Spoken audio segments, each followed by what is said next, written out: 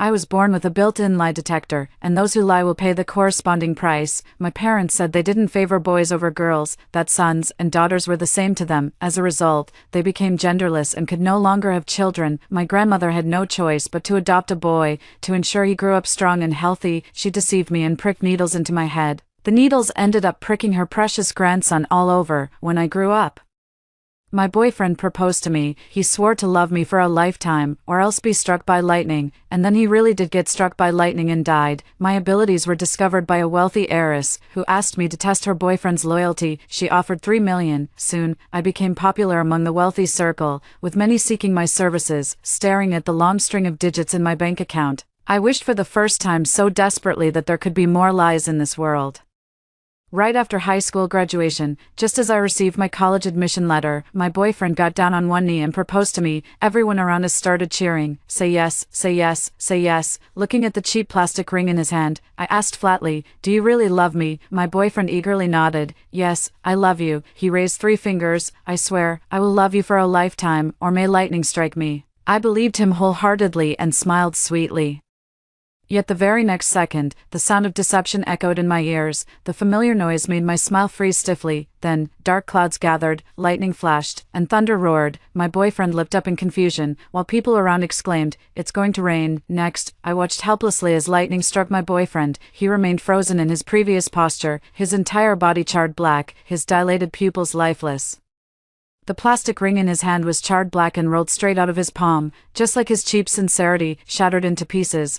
Someone's dead. Disappointment flashed through my eyes as I turned and walked away, ignoring the screams and shouts behind me. I lay in my rented room for 2 days. Just as I was about to go to the kitchen to cook a pack of instant noodles, someone knocked on my door. When I opened the door, I was surprised to see Wen-Chui, the famous wealthy heiress from school. Wen-Chui gave her 2 bodyguards a look, and they barged in without hesitation. I was forced onto the sofa, staring at her eye to eye. "Your boyfriend is dead, right?" My expression shifted slightly. How incredibly rude to ask someone if their loved one had died so casually. Wen-Chui lifted her chin, and the bodyguard brought out 2 suitcases. When opened, they were filled with cash. "Ning-Qingyu, I know your ability to detect whether someone is lying.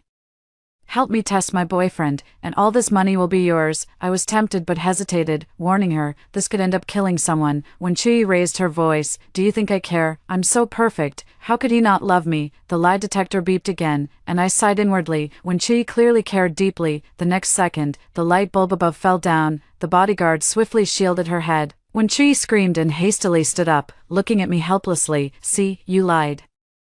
You care deeply about your boyfriend." I was born with a built-in lie detector. Whenever someone lies to me, a warning tone rings in my ears, and then, "They'll pay the price, big or small." Upon hearing this, Wen-Chui's eyes brightened even more. "Then help me out. Should I call him over? Here's his contact information." Chapter 2. I added Chu Xinyan's contact details first, but it didn't go through. He rejected me. Wen-Chui was somewhat pleased. See, he's very mindful of boundaries.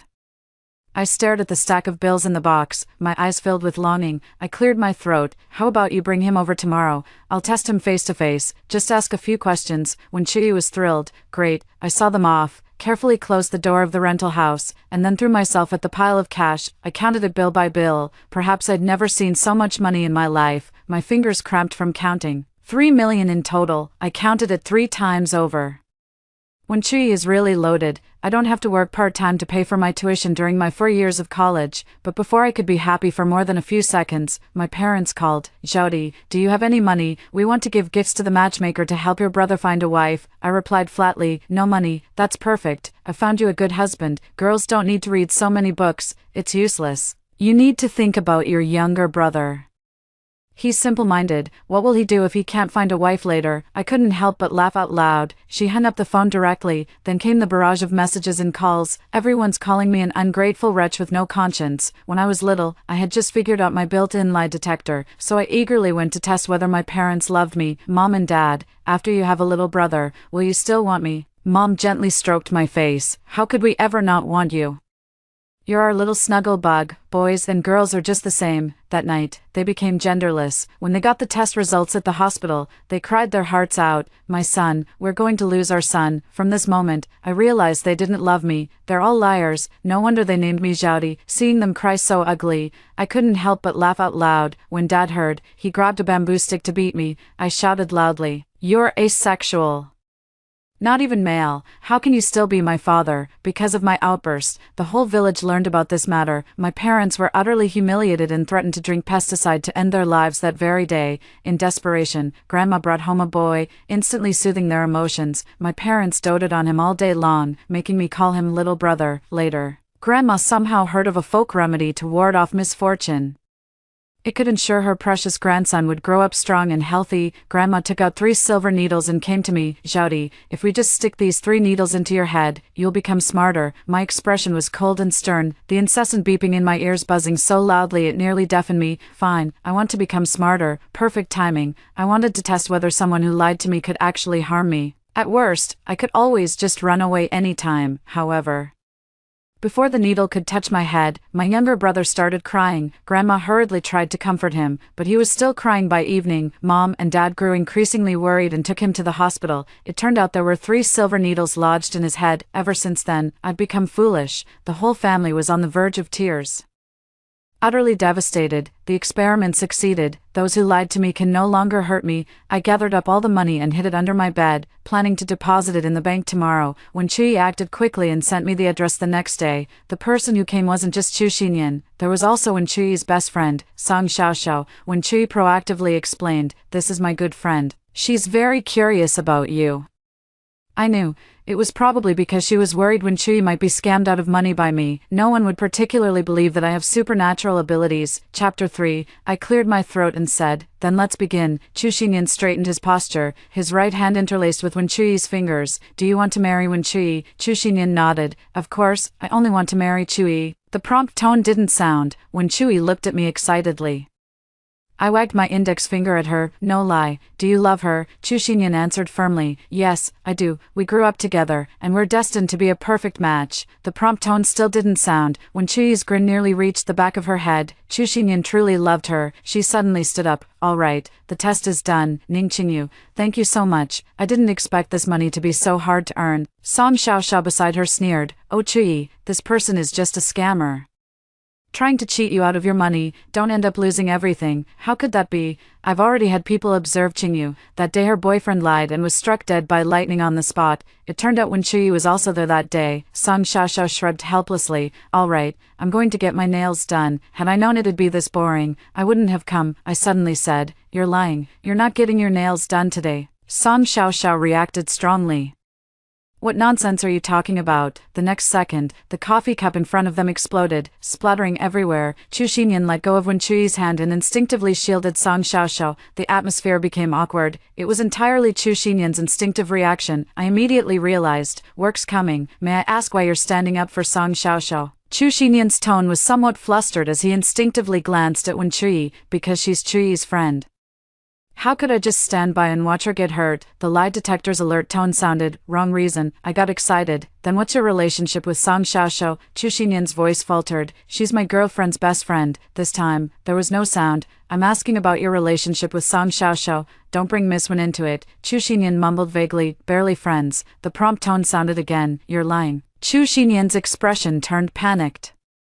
"What nonsense are you talking about?" He suddenly looked at Wen Chui, and seeing the doubt in her eyes, he grew even more flustered. "Chui, she's just a fraudster. Don't believe her. Song Xiaoxiao and I are barely even friends." Song Xiaoxiao quickly responded, "Yes, she must be lying." Wen Chui stared at him and demanded, "What were you doing that Saturday night? Why did you have a woman's perfume scent on you?" So Wen Chui's suspicions were not unfounded. I asked again. Sweat dripped from Chu Xinyan's forehead. He said stiffly, "I was studying. Chui knows that." Lying again, I turned to Song Xiaoxiao and asked with a smile, "What about you? What were you doing?" Song Xiaoxiao nervously clutched her sleeves. She didn't believe for a second that I could tell who was lying. Summoning her courage, she said, "I was getting my nails done. I change my manicure every Saturday. It's a habit I've always had." It was true that Song Xiaoxiao had a weekly nail-changing routine. But that night, she'd done more than just her nails. I turned to Wenqi and said, "They're all lying. It's impossible. I have classmates who can vouch for me." Soon, his classmate arrived. I asked him seriously, "Did you personally see Chu Xinyan studying that night and not doing anything else?" His classmate nodded firmly. "Yes, Brother Chu was studying," I said helplessly. "Miss Wen, I suggest you investigate properly." "Everyone is lying," Song Xiaoxiao shouted. "Will you ever stop?" "How could I possibly have an affair with Chu Xinyan? You're just a liar," I said calmly. "Then dare you swear that your relationship with Chu Xinyan is completely innocent?" Chapter 4. Song Xiaoxiao didn't dare. Although she didn't know how I saw through her lie, she still felt uneasy deep down. I turned to Chu Xinyan again. "Swear it." "Of course I can swear, but this ends here. I don't have time to keep dealing with a liar like you, Chi. I'm so disappointed in you. I love you so much and even played along with your games, yet you doubted me." When Chui thought about my boyfriend's outcome and felt a bit nervous. "Maybe we should just forget it. I'll investigate the rest myself." The atmosphere grew tense. Although things ended here, the money wouldn't be refunded, but what I despise most are people who betray sincerity. I stared straight at Song Xiaoxiao and smiled. "Miss Song, I don't recall ever saying you were involved with Chu Xinyan. Why are you both in such a hurry?" When Chui's expression changed slightly as she abruptly looked at Chu Xinyan and Song Xiaoxiao, Chu Xinyan appeared extremely agitated, roughly running his fingers through his hair. "When will you two stop? You're just suspicious that I'm cheating, aren't you?" "Fine, I admit it, I cheated. Are you satisfied now?" "When your constant suspicion will only wear away my love for you." Not a single lie detection alert sounded for any of these statements. This was problematic. It meant everything he said was true. A pang of guilt rose unbidden in Wen Chui's heart. Could she really have been too suspicious? Chu Xinyan said to Song Xiaoxiao again, "You swear it. If the oath doesn't hold, I'll compensate you with a car. Let's just play along with Wen Chui." Song Xiaoxiao's heart instantly relaxed. She raised 3 fingers. "I swear. If I ever have an affair with Chu Xinyan and steal my best friend's man, may I be hit by a car and die?" Chu Xinyan curled his lips into a smile. "That should do." I nodded. "That's enough." Chu Xinyan held Wen Chui's hand. "Chi, believe me, I really didn't cheat. The only one I love is you. Let's forget it this time. I really can't take jokes like this." Wen Chui's expression softened, and she nodded hesitantly. "Goodbye. You can go back now. I still want to eat the snacks on the table." I lowered my head and ate the cake earnestly. A single piece of cake costs over 1,000. I've never tasted anything like this in my life. Song Xiaoxiao rolled her eyes. "Cheap trash." When Chui frowned, "Xiaoxiao, don't be rude." Song Xiaoxiao snorted coldly. I was almost finished eating a piece of cake when I heard the loud screech of car brakes. I picked up my coffee and stood by the window to look down. I saw Song Xiaoxiao being flung into the air, unconscious, her brains spilling out. Then, without stopping, the car crashed straight into Chu Xinyan and his classmate. Screams erupted everywhere. Chu Xinyan was slammed against a tree, clutching his leg frantically.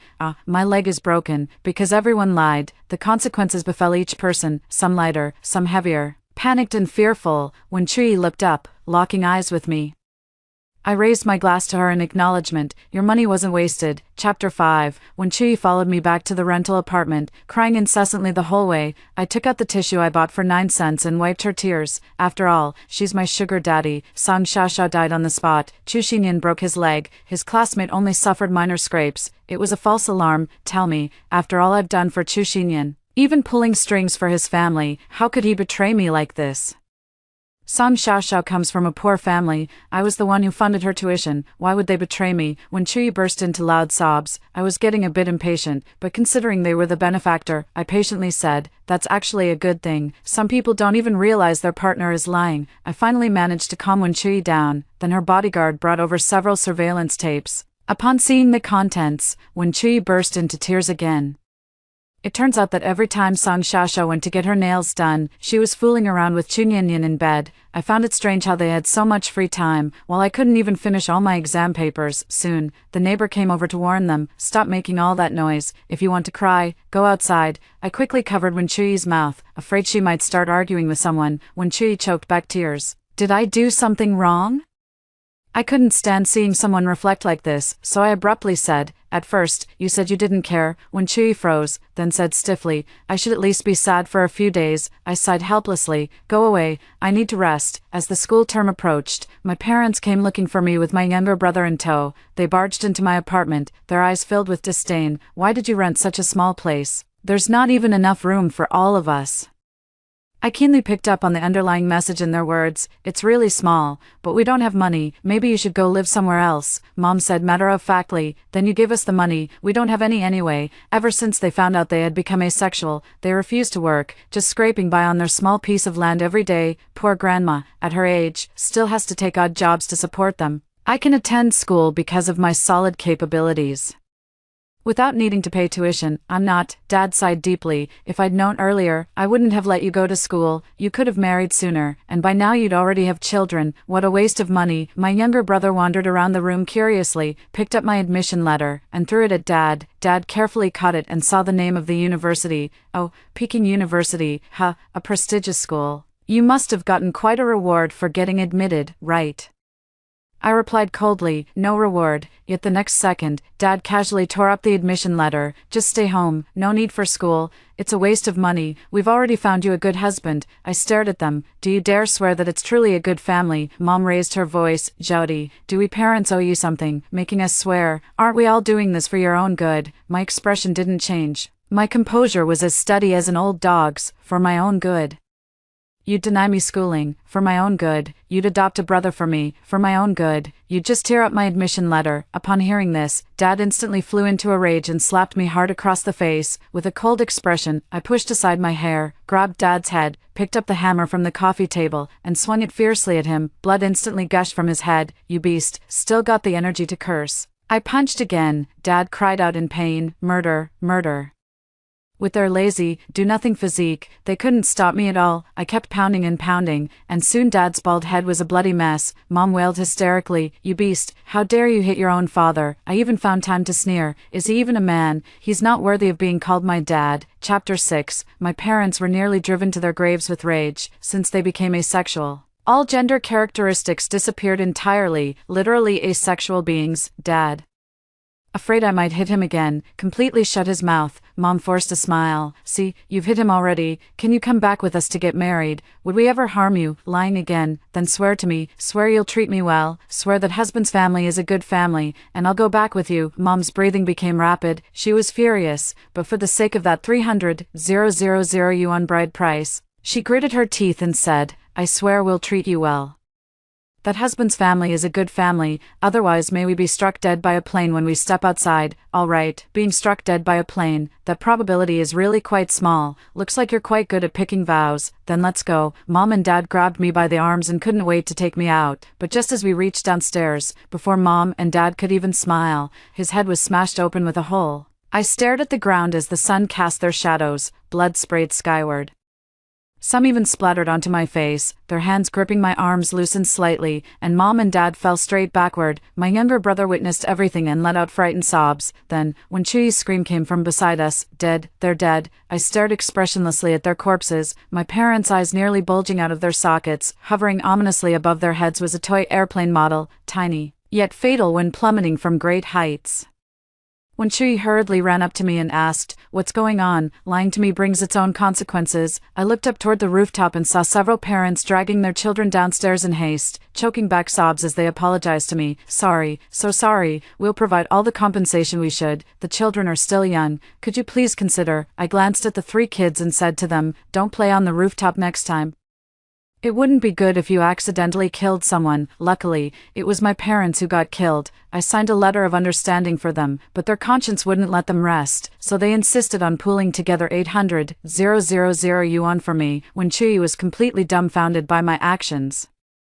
Those are your biological parents, I replied calmly. They want to sell me off for bride price. When Chuy fell silent instantly, after a while, she asked again, what's bride price? Oh, what a sheltered young lady who knows nothing of the world's hardships. I arranged for vehicles to take them all back to their hometown. Grandma wailed bitterly when she saw their bodies. I left all 800,000 to her. After all, she still has to care for her mentally disabled grandson. After this, this family has nothing to do with me. After all the fuss, when Chuy finally told me the purpose of her visit, my aunt wants your help, I frowned, testing another man again. When Chuy shook her head, no, my aunt couldn't care less about a man's sincerity. She's kept countless male companions. Name your price. When Chuy held up a number, 10 million, I was instantly tempted. I got into Chuy's car and arrived at her aunt's villa. At this moment, she was exercising with the man.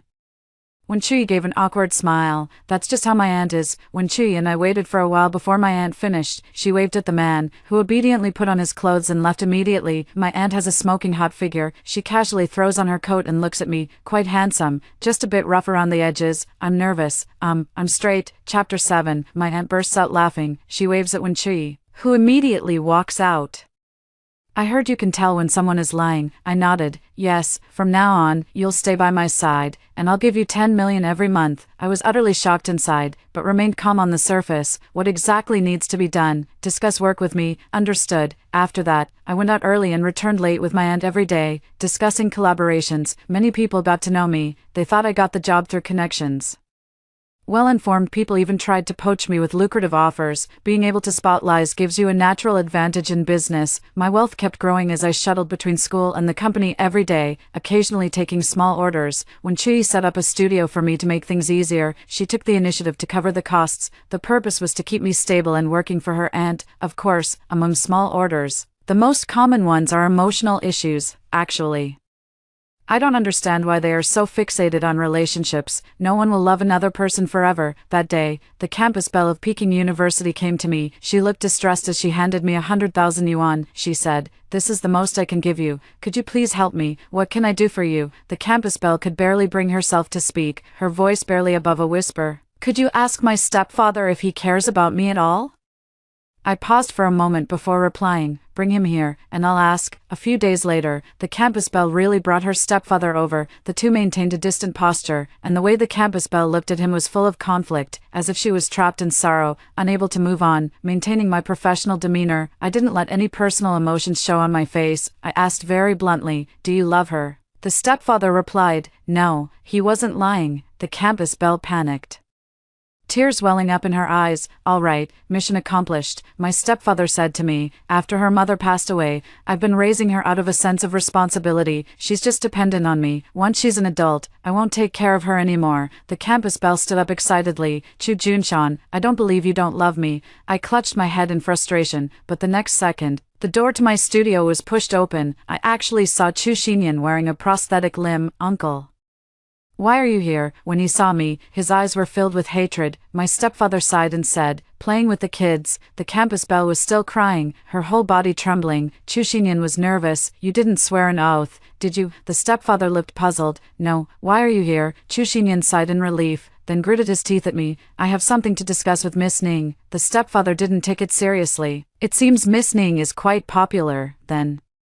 He left with the school beauty. Chu Xinyan plopped down right in front of me. "Liar, you ruined my life and killed Song Xiaoxiao," I said calmly. "You're the one who lied." Chu Xinyan pointed at me. "I'm not done with you." That very day, my shop was trashed. Scandals about me also exploded online. 2 elderly women and a 40-year-old man cried to the media, accusing me of marriage fraud and swindling their family out of a 300,000 yuan dowry. Then many others emerged, some of whom were my former clients, claiming I was committing fraud by exploiting my ability to detect lies for financial gain. Many uninformed people surely didn't believe me and assumed I was engaged in fraud. The police took me away. I calmly said to the police officer, "I didn't deceive anyone, nor did I commit marriage fraud." Chapter 8. You still claim you didn't deceive anyone. How are you different from pyramid schemes? The difference is huge. I can detect lies. Those who refuse to believe will never believe me, no matter what. I contacted Wen Chui, and soon she sent someone to get me out. But without clarification, my reputation remained tarnished. Walking around campus, I still faced insults. I couldn't care less and secretly gathered evidence with Wen Chui. It was all orchestrated by Chu Xinyan. The people who accused me of marriage fraud were indeed the family my parents arranged for me to marry into. My parents took the betrothal gifts for themselves. I contacted them to inquire about the situation. It would be best if they could clarify and explain the reason to me. This way, I won't waste my efforts. The only person who came was Zhang Deong. Zhang Deong saw me and immediately lunged forward, reaching out to touch my face. He bared his yellowed teeth. So tender. I've never slept with a female college student in my life. I dodged his hand and glared at him coldly. "How much did Chu Xinyan pay you?" "Not much. Just 500,000.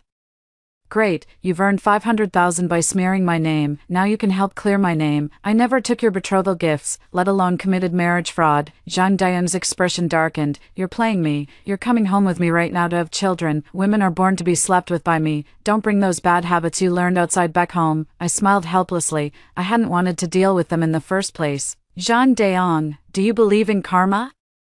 Jean Daong froze for a moment, then sneered, "You're spouting nonsense again. I know you've made a lot of money through scams. From now on, that money has to be managed by me. A woman like you can't handle it." Jean Daong glanced around and noticed there weren't many people nearby.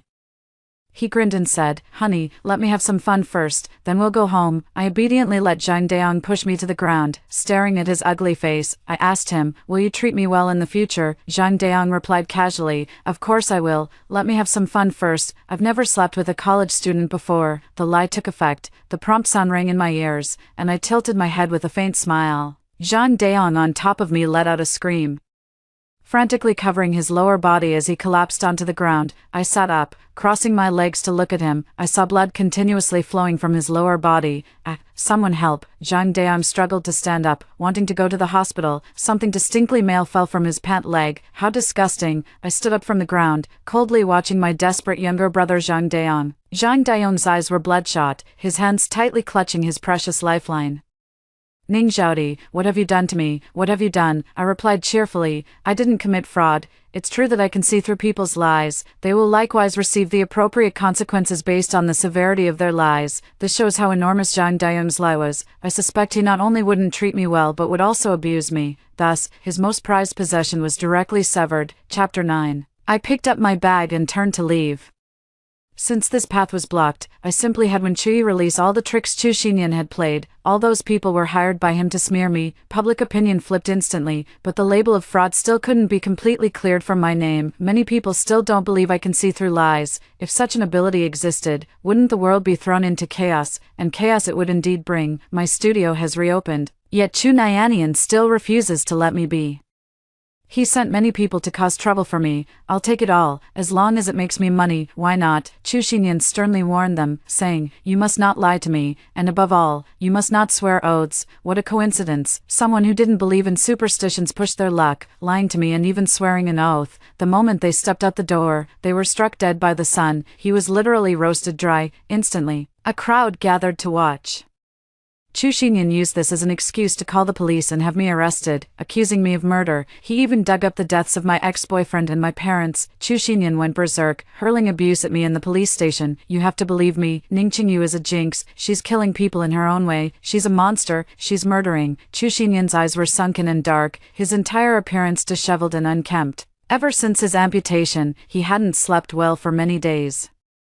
I sat silently on the chair without uttering a word. I would only speak if the police questioned me. After the deceased left her studio, he suddenly self-combusted. "Did you do this, just to prove your supernatural ability?" I shook my head. "I didn't do it." He swore to me, saying he hadn't stolen his mother's pension, or else he'd be burned to death by the sun. The result was indeed death. He died by his own hand. Chu Xinyan felt a constant chill running down his spine.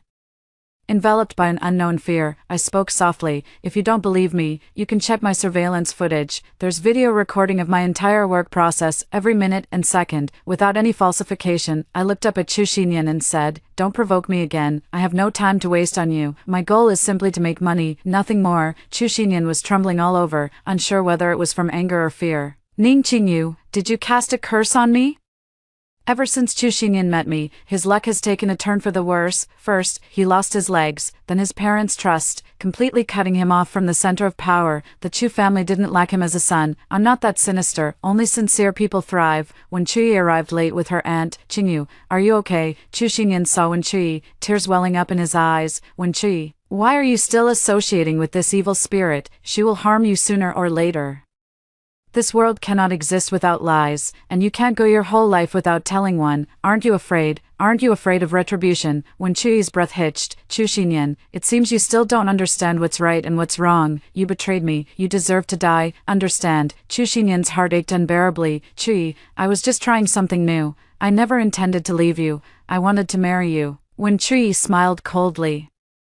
"You only want to marry me because you covet the power and wealth of the Wen family." I spoke quietly. "Miss Wen, as long as you don't lie to me, you won't have to pay the price, so you don't need to listen to his deceitful words. Besides, little lies don't matter. At worst, you'll just have a bit of bad luck. Shouldn't the world also allow for well-intentioned lies?" Chapter 10. Once again bailed out of the police station, my aunt said to me, "Tomorrow, I need you to negotiate with me."